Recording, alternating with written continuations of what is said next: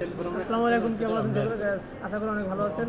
আজকে আমাদের এক ভাগিনাকে নিয়ে হাজির হয়েছি, খিচুড়ি খেতে আসছে। ভাইয়া, সকালবেলা কি তুমি দাঁত মেজেছো? না ভাই, আমি দাঁত মাজার আগে খিচুড়ি খাই। তারপর তারপরে সকালে তো আমরা বড় লোকদের দেখি সকালে মুখ টুক না ধুয়ে ফল ফালি খাই, খেয়ে এক গ্লাস দুধ খাই, এরপরে বেরিয়ে পড়ে মোটর সাইকেল এখান নিয়ে। তো তুমিও কি টেসলা নিয়ে বেরিয়েছো নাকি? জি, মুখ না দিয়ে? ও টেসলা চাবি ওইটা না? আর কিন্তু সবাই তো ফল ফালি এবং দুধ খায়, তুমি খিচুড়ি খাচ্ছ কেন সকালে ভাইয়া? এটা তো গ্যাসের মারাত্মক ক্ষতি করবে, গ্যাসের। তুমি সকালে খিচুড়ি খাচ্ছ?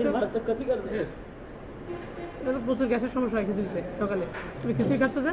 আরে যে ভাই ঠিক আছে, এই আসান ভাই ঠিক আছে। হ্যাঁ, তুমি খিচুড়ি খাচ্ছ না? জিজ্ঞেস করো। খিচুড়ি খাচ্ছি কারণ ধানচুরি খিচুড়িটা অনেক সুস্বাদু এবং মজাদার, এজন্য মাসের একদিন হলেও আমরা ধানচুরিতে খিচুড়ি খেতে আসি। আচ্ছা, ধন্যবাদ।